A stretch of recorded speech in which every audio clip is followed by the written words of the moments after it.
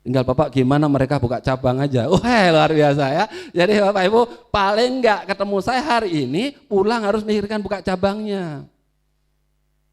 Pak, toko satu aja nih mikirnya pusing suruh buka cabang. Apa? Itu ada ilmunya ya. Jadi mudahan waktu kita cukup ya. Pokoknya kita tuntas habis. Bapak Ibu sekalian pulang dari sini yang penting mau berubah ya. Kalau tokonya jelek, bagusin tokonya. Yang tidak pernah promosi harus mulai promosi ya. Seperti itu. Nah, keuntungan berikutnya Bapak Ibu, modalnya ya modalnya lebih murah, relatif lebih kecil. Karena Bapak Ibu perinces paling enggak satu harus punya tempat, punya sekian ratus juta baru bisa buka. Tapi kalau Bapak Ibu independen, mau berapapun Bapak Ibu mulai bisa. Bahkan saya pernah ngajarin teman itu mulai dari angka 10 juta Bapak Ibu. Gimana bisnis retail 10 juta mulai dari mana Pak? Pakai lapak Pak gitu. Bisa Bapak Ibu, tergantung niatnya. Karena kalau Bapak Ibu mau buka usaha, sebenarnya ada 3 aja toh, yang tanpa Bapak Ibu sadari, Bapak Ibu sudah bisa melakukan itu. Pertama niat, betul nggak Bapak Ibu? Bapak Ibu sebelum usaha dulu, niat dulu toh? Nah, niat. Setelah niat apa? Keberanian Bapak Ibu. Karena kadang-kadang gini, Bapak Ibu sudah ada niat, tidak berani, kira-kira buka nggak? Karena saya sering ketemu seperti itu, bahkan teman sejak saya yang sekarang gantiin saya di Batam ya. Jadi kalau tiap ketemu dulu, wah saya pengen buka usaha katanya. Kok belum Kak? Iya sih. Nanti kalau itu saya punya 100 juta, baliknya kapan? Lo pergi aja belum Bapak Ibu udah nanya baliknya, betul toh? Ya pergi dulu, betul nggak ya kan baru nanya baliknya. Ini kebanyakan gitu. Karena kalau Bapak Ibu saya sekarang nih, karena sekarang semua sudah pengusaha ya, pasti ya ditantangin. Coba waktu belum. Begitu Bapak Ibu waktu bilang belum punya duit, biasanya ini, pokoknya saya niat mau usaha. Begitu ada duitnya Bapak Ibu. Nah ini nanti kalau 500 juta itu, jangan-jangan kalau terus kalau ini gimana? Kalau bangkrut gimana? Nah itu doanya Bapak Ibu. Pasti Allah akan kasih bangkrut, betul enggak? Coba kata doanya dibalik waktu kita mau buka dulu. Saya punya duit 100 juta, saya buka toko nih, nanti kalau saya jadi kaya dari sini gimana duitnya ya? Saya mau sedekah kemana saja ya? Coba dibalik, betul nggak Bapak Ibu? Jadi jangan bangkrutnya ya ngomongin, karena kalau Bapak Ibu ngomong bangkrut pasti bangkrut, tapi kalau Bapak Ibu ngomong sukses pasti sukses. Itu ya, alam bawah sadar Bapak Ibu ya. Jadi yang terakhir Bapak Ibu, jadi sudah ada niat, udah ada keberanian, sebenarnya Bapak Ibu tinggal apa? Modal. Nah ini yang selalu jadi kambing hitam sebenarnya. Saya sering ketemu teman-teman mau buka usaha selalu gitu. Apa? Nggak ada modal. Gimana ada modal? Kerja gaji UMR. Begitu naik jadi supervisor, naik dikit kredit motor. Naik jadi manajer, kredit rumah, betul kan? Kredit mobil, betul kan? Ada nggak modalnya? Nggak ada. Begitu keluar habis. Loh kamu nggak ada modalnya. Tapi sekarang kita nggak usah takut ya, ada abang-abang kita yang bantu, betul kan? Hari ini juga datang ya, ada Bank BNI, ada Bank Mandiri, banyak abang-abang kita yang bantu ya. Jadi aman, jadi modal sebenarnya urusan belakang Bapak Ibu. Yang penting sebenarnya 2 tadi kan, ada niat, ada keberanian. Jadi hari ini saya ketemu orang-orang yang sudah punya niat dan sebenarnya punya keberanian. Aplaus buat Bapak Ibu sekalian ya. Nah setelah modal kecil apalagi Bapak Ibu keuntungannya ya. Bapak Ibu mulai dari ukuran yang paling kecil ya, jadi nggak usah mikir yang gede-gede dulu. Kadang kalau kita itu gengsinya dulu, wah kalau saya tidak punya minimal ukurannya 5x10 nggak mau buka. Wah kalau ukurannya kasihan, jadi ukurnya mau berapa aja. Bahkan kalau Bapak Ibu lihat yang digambar ini kira-kira ukurannya berapa Bapak Ibu? Itu cuma 4x6 Bapak Ibu. Tapi penampilannya sudah modern loh, sudah modern Bapak Ibu. Ya, jadi nanti Bapak Ibu akan tahu kenapa sih kok selalu bilangnya tokonya harus modern. Karena kalau zaman dulu kan gini Bapak Ibu ya, kalau zaman dulu toko itu kan depannya ada etalase. Mohon maaf kalau yang hari ini Bapak Ibu tokonya masih punya etalase ya nggak apa-apa, itu kan mulai ya, nggak apa-apa, nggak salah Bapak Ibu. Dulu saya juga nggak ngerti, dulu kan jadi kalau Bapak Ibu datang, pelanggan datang ditanya kan mau beli apa. ya kan? Terus diambilin, gitu kan? Dikasih lagi. Kalau nggak jadi, langsung. Tadinya senyum, jadi senyumnya hilang. Oh nggak jadi dah, kan? Tapi kalau Bapak Ibu di toko modern, ya toh, Bapak Ibu masuklah, ya supermarket gitu kan, ambil buah gitu ya. Karena ada kalau masuk hypermart atau apa, di sini ada toko yang ada buahnya ya, supermarket kan, ambil, ditimbang, betul kan? Terus ternyata Bapak Ibu, males nggak jadi ya, ditaruh lagi. Ada yang marah nggak Bapak Ibu? Nggak ada marah. Tapi kadang-kadang Bapak Ibu yang malu sendiri, numpetin, orangnya nggak ada, nggak orang taruh, betul nggak ya? Makanya kadang-kadang ada itu mangga ada di tempat sampo, betul kan? Terus ada apel di tempat rinso, betul kan? Iya, karena apa? Bapak Ibu malu mau kembaliin, sama nggak apa-apa dikembalin. Itu toko modern sebenarnya Bapak Ibu. Ya, jadi Bapak Ibu mesti sudah ke sana. Ya, yang hari ini datang sudah harus berpikir ke sana. Jadi kalau orang nggak jadi nggak apa-apa Bapak Ibu. Kenapa? Prinsipnya orang sudah mau datang ke toko kita saja, Bapak Ibu harus sudah syukur alhamdulillah. Ada orang yang mau nengok toko kita. Bapak Ibu bisa bayangin, Bapak Ibu udah buka toko, nengok aja nggak ada. Gimana masuk Bapak Ibu? Orang nengok aja lo nggak ada gitu kan? Minimal kan ditengok dulu, ya kan? Ditengok, terus ini toko apa sih? Oh ya coba masuk, itu kan baru masuk. Toh ya ketiga baru ada duit baru beli. Ya jadi kalau Bapak Ibu ada yang berkunjung ke toko Bapak Ibu sekalian, harusnya Bapak Ibu sudah syukur, alhamdulillah sudah ada yang berkunjung di toko kita. Karena banyak kawan-kawan kita yang buka toko, ditengok orang saja tidak. Gimana orang mau masuk ke dalam? Gimana orang mau membeli Bapak Ibu? Ya, jadi berikutnya adalah Bapak Ibu keuntungannya. Nah ini Bapak Ibu, keuntungan Bapak Ibu sekalian sekarang ini Bapak Ibu kenal dengan pemasok. Bahkan Bapak Ibu pemasoknya ada yang support Bapak Ibu sekalian. Seperti Sampurna saat ini ya, support Bapak Ibu dengan keilmuan, betul nggak? Support dengan ada branding. Bapak Ibu yang tokonya jelek dicat jadi bagus, betul kan? Luar biasa. Tapi kalau Bapak Ibu franchise nggak ada support apa-apa, yang ada Bapak Ibu duit yang keluar. Ada duit baru toko Bapak Ibu bagus, nggak ada duit, ya sudah tokonya jadi jelek gitu ya. Nanti tiba-tiba sudah ada toko lagi yang sama sebelahnya. Dulu janjinya kan nggak boleh Pak, tokonya 100 meter. Loh, ini loh pasarnya besar katanya. Jadi daripada kompetitor masuk, ya jadi kalau ibu atau bapak mau, saya tawarkan dulu. Kalau nggak mau, saya tawarkan orang lain. Mohon maaf Ibu ya, kalau saya bilang itu kurang ajar gitu, betul lah ya? Ya kan perjanjiannya awalnya nggak boleh toh deket-deket, tapi kenyataannya 100 meter ada lagi yang sama. Gitu, luar biasa. Tapi lah itu Indonesiana Bapak Ibu. Enaknya di Indonesia Bapak Ibu. Ya toh, nanti Bapak Ibu kan kaget karena situasinya kayak gitu. Tinggal bagaimana Bapak Ibu sekalian sekarang ini adalah bisa fight. Ulang dari sini bisa fight bahwa kita bisa ngalahkan mereka kalau kita tahu ilmunya Bapak Ibu sekalian. Ya, karena zaman dulu ada cerita raksasa toh Bapak Ibu ya. Raksasa bisa dikalahkan oleh manusia yang kecil. Ya, tentu Bapak Ibu pernah tahu cerita itu. Seringkali saya ditanya sama calon klien, peserta seminar, peserta workshop, saya selalu, Pak, gimana kita bisa mengalahkan raksasa itu? Saya bilang, kalau ada ilmunya Bapak Ibu sekalian, kita bisa kalahkan mereka. Karena saat ini saya banyak bantu yang dulunya logonya pakai gede-gede itu kan, yang warna merah sekarang berubah. Ada yang tak kasih warna hijau, warna ibu.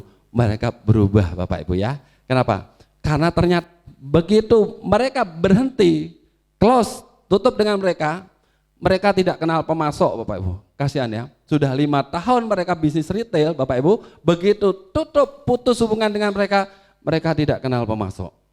Jadi Bapak Ibu syukur alhamdulillah hari ini karena Bapak Ibu dari pertama kali buka, Bapak Ibu sudah kenal dengan pemasok ya, sudah tahu rokok Sampurna yang ngirim siapa ya, Unilever yang ngirim suppliernya siapa, betul Bapak Ibu ya, bahkan ada beberapa ngasih utangan, betul kan? Kalau dengan mereka Bapak Ibu kalau franchise, boro-boro kenal dengan Sampurna, betul toh? Boro-boro kenal dengan Unilever, dengan PNG itu makanan apa ya? Bapak Ibu nggak kenal pasti kan? Karena apa? Nggak kenal. Taunya apa? Bapak Ibu pokoknya jualan saja, dikirim barang jual, dikirim barang jual. Begitu Bapak Ibu close, baru kelabaan cari supplier. Berikutnya apa? Keuntungannya adalah Bapak Ibu harganya tidak terikat. Betul enggak? Bapak Ibu suka-suka toh? Hari ini mau jual berapa terserah, besok mau jual berapa, hari ini mau diturunkan harganya. Oh ini kemahalan kita turunkan, terserah. Jadi Bapak Ibu suka-suka kasih harga. Kalau Bapak Ibu princess mohon maaf nih, boro-boro ngerubah harga. Bapak Ibu buka komputernya saja. Begitu iseng, harga sebelah lebih murah nih. Rubah, Anda tidak berhak. Udah, Bapak Ibu 500 juta investasi tidak berhak itu. Sedih Bapak Ibu, sakitnya kok di sini gitu ya. Ini udah investasi ratusan juta Pak, tidak berhak Bapak Ibu. Kalau sekarang Bapak Ibu lihat tetangga, dia jual berapa nih? 5.000, gue jual 4,5. Hari ini Bapak Ibu rubah, betul nggak? Nggak ada yang larang. Ada yang larang Bapak Ibu? Enggak ada, suka-suka. Yang punya Bapak Ibu sekalian, mau setiap hari, tiap jam dirubah harganya, boleh Bapak Ibu, ya kan? Sah-sah aja gitu ya. Tapi jangan selalu juga nguntit temennya. Nah, mentang-mentang saya ngomong, Pak, sekali dirubah. Nanti tiap mau bikin harga, Bapak Ibu tengok sebelah. Harga berapa itu ya? Itu yang itu berapa nih? Ini susu berapa? Lama-lama Bapak Ibu nanti kompetitor ke toilet juga diintip juga. Lah ngapain dia ya ke toilet ya kan? Ya tetap Bapak Ibu juga punya prinsip-prinsip bikin harga. Mana yang harus dikasih murah, mana yang bisa kita mahal. Ingat ya, biasanya kalau di mana-mana itu 9 bahan pokok Bapak Ibu itu tidak bisa mahal, betul ya. Terutama apa? Mulai dari susu toh, mulai margin kasih susu, gula pasir, minyak, betul kan Bapak Ibu. Nah, yang lain-lain Bapak Ibu mulai jualan tuh mainan. Bapak Ibu jual 100%, ada yang tahu nggak harga mobil-mobilan plastik itu? Nggak ada yang tahu. Bapak Ibu jual aksesoris, itu karetnya wanita yang buat itu, gelang apa, modalnya 5.000 dijual 25.000 laku. Saya di Batam punya klien Bapak Ibu, namanya toko Fitma Farma. Jadi kalau orang bilang Fitma Farma selalu identik dengan apa? Apotek, betul ya? Sebenarnya tidak apotek Bapak Ibu. Memang apotek salah satu bisnisnya, tapi sebenarnya di situ kita bikin apotek plus, ada minimarketnya. Semua kita jual Bapak Ibu. Saya bilang itu adalah palu gada. Apa lu mau gua ada. Bapak Ibu mau beli sandal jepit ada. Pertanyaannya, kok apotek jual sandal jepit? Masalahnya kalau dia jaga orang tuanya di rumah sakit, pakai sepatu, pakai sandal Bapak Ibu. Iya pasti deh, sandal sepatunya bawa pulang aja, beli sandal jepit. Nah, terus jual kopi panas Bapak Ibu. Apotek jual kopi panas. Masalahnya Bapak Ibu, kalau yang jaga di rumah sakit, kadang ngantuk perlu apa Bapak Ibu? Perlu kopi enggak? Kopi, jual kopi juga. Jadi Bapak Ibu pasti kaget, masuk ke dalam tokonya, ada jual kopi, ada jual roti, ada jual minuman dingin, apotek Bapak Ibu. Itu nggak ngalahin yang K, yang satu lagi itu yang ada angkanya itu nggak kalah kita. Justru itu. Jadi kalau Bapak Ibu siapa tahu kan, jalan-jalan ke Batam lihat ya, ada yang namanya Fitma Farma. Ya sekarang sudah punya 6 cabang. Ya, jadi seperti itu. Konsepnya adalah gimana Bapak Ibu bisa menetapkan harga, ya. Tapi orang punya kesan adalah Bapak Ibu punya harga murah. Jadi kalau ada salah satu produk Bapak Ibu yang paling diminati di tempat Bapak Ibu sekalian, kasih harganya murah. Ya, mau apa aja. Misalkan orang beli air mineral Bapak Ibu, taruhlah mereknya Aqua. Orang ke situ pasti belinya Aqua. Murahin aja Aquanya Bapak. Orang ke situ selalu beli susu bendera, murahin aja susu bendera. Karena apa? Image yang tertanam di mereka, di customer kita adalah yang biasa dia beli Bapak Ibu. Itu yang akan ditanam. Sekarang Bapak Ibu misalkan nih, ke toko-toko yang sekarang franchise. Kenapa mereka selalu taruh harga yang paling murah di depan kaca, di brosur? Kira-kira apa yang mereka lakukan? Iya, orang masuk, murah loh, gula pasir, saya beli di supplier aja nggak dapat segitu. Betul nggak Bapak Ibu? Dia sebenarnya lebih murah. Ya, itu strategi Bapak Ibu. Itu strategi ini. Itu yang harus kita lakukan. Ya, ini enaknya. Kalau Bapak Ibu franchise nggak bisa ngapa-ngapain. Tapi kalau Bapak Ibu independen, Bapak Ibu bisa rubah harganya. Ya, setiap saat ya. Keuntungan berikutnya Bapak Ibu, profitnya. Yang sudah pasti sebenarnya toko independen punya profit lebih tinggi ketimbang yang franchise Bapak Ibu. Cuman seringkali gini, Pak, Nggak mungkin, dari mana? Saya beli di supplier saja sudah lebih mahal, gitu ya. Bapak Ibu selalu bilang kayak gitu kan? Karena apa? Mereka belinya banyak, betul kan? Sebenarnya ada aturannya Bapak Ibu. Ya, harga itu cuma dibagi sama 3 aja. Ya, satu adalah harga grosir. Jadi kalau distributor kirim ke Bapak Ibu sebagai grosir pasti akan dapat harga grosir. Yang kedua itu adalah harga retail modern Bapak Ibu. Harga murah kedua. Nah, yang saya takutkan adalah Bapak Ibu karena tokonya belum kelihatan desainnya bagus, belum kelihatan modern, Bapak Ibu dapat harga ketiga, harga retail tradisional. Jadi dapat harga termahal, itu masalahnya. Sehingga apa? Sehingga selalu begitu melihat mereka promo, pasti kita kalah. Kadang-kadang tidak promo saja, kita sudah kalah. Tapi jangan khawatir Bapak Ibu, karena apa? Kalau Bapak Ibu nanti sudah mulai belajar promosi sebenarnya, itu adalah image Bapak Ibu. Image yang ditanamkan sama peritel. Jadi biar kelihatan harganya murah. Ya kita balik lagi sini. Kenapa saya bilang profitnya lebih mahal? Bapak Ibu sekarang harus mulai cari produk-produk yang bisa memberikan profit yang tinggi. Itu apa? Tadi untuk nutupin harga susu, ya, untuk nutupin harga minyak, harga beras, Bapak Ibu ya, harus kita tutupin. Dengan apa? Bapak Ibu kan tadi kan harus jual minuman panas. Bapak Ibu jual kopi yang panas ya, bukan yang kopi yang saset. Yang panas bisa diseduh di tempat, jual. Saya rasa rata-rata SRC jual ya, karena biasanya ada kursi sama ada meja ya di depan tokonya. Ya, kenapa Bapak Ibu? Itu marginnya besar. Saya pernah hitung marginnya di atas 100%. Harga saset 1.000 ya Bapak Ibu ya. Kopi luwak, white coffee gitu 1.000 toh. Cupnya di sini berapa Bapak Ibu? 500 ya. 1.500. Air panas berapa segelas? Wah gratis itu listriknya bayar lah Pak ya. 100 lah ya, 100, 1.600. Tutupnya sama aduannya anggaplah 100. Modal 1.700. Kopi yang biasa dijual di Madura berapa Bapak Ibu?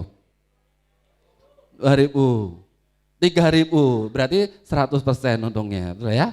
Modal 1.500 dijual 3.000. Bahkan kalau Bapak Ibu ke Surabaya itu 9.000 Bapak Ibu. Ya pakai WiFi, 9.000 pakai WiFi ya, gitu. Jadi artinya apa? Mulai lagi pop mie Bapak Ibu, ya kan? Pop mie kalau dijual tanpa air berapa Bapak Ibu? 3.500 loh. Bapak Ibu kasih air aja, dijual 4.000, 5.000 laku, betul toh? Air berapa sih harga air panas, betul kan? Ya, itu aja orang nggak protes. Tapi kalau Bapak Ibu jual pop mie 4.000 tanpa air, orang protes nanti. Mahal sekali, di situ jual cuma 3,5 itu loh. Ya itu. Bahkan kalau di Dufan itu jual 10.000 nggak ada yang teriak Bapak Ibu pop mie kan?